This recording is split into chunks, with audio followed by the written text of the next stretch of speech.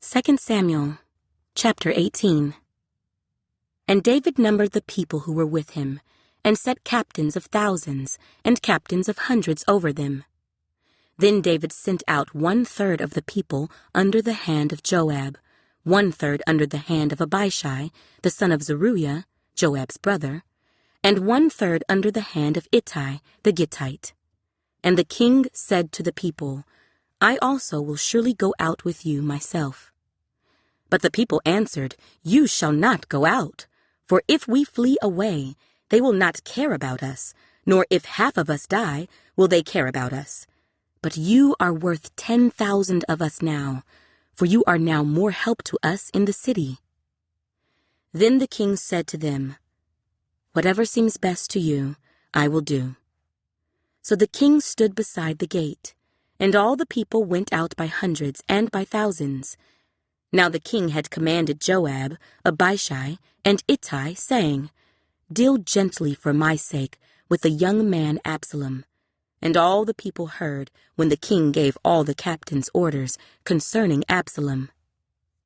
So the people went out into the field of battle against Israel. And the battle was in the woods of Ephraim. The people of Israel were overthrown there before the servants of David, and a great slaughter of 20,000 took place there that day. For the battle there was scattered over the face of the whole countryside, and the woods devoured more people that day than the sword devoured. Then Absalom met the servants of David. Absalom rode on a mule. The mule went under the thick boughs of a great terebinth tree, and his head caught in the terebinth. So he was left hanging between heaven and earth, and the mule which was under him went on. Now a certain man saw it, and told Joab, and said, I just saw Absalom hanging in a terebinth tree. So Joab said to the man who told him, You just saw him, and why did you not strike him there to the ground? I would have given you 10 shekels of silver and a belt. But the man said to Joab, Though I were to receive 1,000 shekels of silver in my hand, I would not raise my hand against the king's son. For in our hearing the king commanded you and Abishai and Ittai, saying, Beware, lest anyone touch the young man Absalom. Otherwise, I would have dealt falsely against my own life. For there is nothing hidden from the king, and you yourself would have set yourself against me. Then Joab said, I cannot linger with you. And he took 3 spears in his hand, and thrust them through Absalom's heart, while he was still alive in the midst of the terebinth tree. And 10 young men who bore Joab's armor surrounded Absalom, and struck and killed him. So Joab blew the trumpet, and the people returned from pursuing Israel, for Joab held back the people.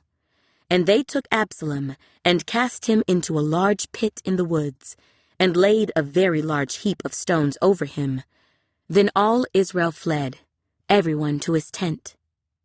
Now Absalom in his lifetime had taken and set up a pillar for himself, which is in the king's valley, for he said, I have no son to keep my name in remembrance. He called the pillar after his own name, and to this day it is called Absalom's monument. Then Ahimaaz, the son of Zadok, said, Let me run now and take the news to the king, how the Lord has avenged him of his enemies.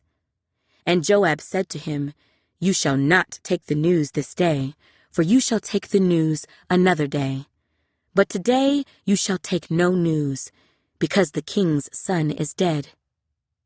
Then Joab said to the Cushite, Go, tell the king what you have seen. So the Cushite bowed himself to Joab and ran. And Ahimaaz, the son of Zadok, said again to Joab, But whatever happens, please let me also run after the Cushite. So Joab said, Why will you run, my son, since you have no news ready? But whatever happens, he said, let me run. So he said to him, Run. Then Ahimaaz ran by way of the plain, and outran the Cushite. Now David was sitting between the 2 gates, And the watchman went up to the roof over the gate, to the wall, lifted his eyes and looked, and there was a man running alone. Then the watchman cried out and told the king. And the king said, "If he is alone, there is news in his mouth." And he came rapidly and drew near. Then the watchman saw another man running, and the watchman called to the gatekeeper and said, "There is another man running alone." And the king said, "He also brings news." So the watchman said, "I think the running of the first is like the running of Ahimaaz, the son of Zadok." And the king said, "He is a good man, and comes with good news." So Ahimaaz called out and said to the king, "All is well." Then he bowed down with his face to the earth before the king, and said, "Blessed be the Lord your God, who has delivered up the men who raised their hand against my lord the king." The king said, "Is the young man Absalom safe?" Ahimaaz answered, "When Joab sent the king's servant and me your servant, I saw a great tumult, but I did not know what it was about." And the king said, "Turn aside and stand here." So he turned aside and stood still. Just then the Cushite came, and the Cushite said, "There is good news, my lord the king. For the Lord has avenged you this day of all those who rose against you." And the king said to the Cushite, "Is the young man Absalom safe?" So the Cushite answered, "May the enemies of my lord the king, and all who rise against you to do harm, be like that young man."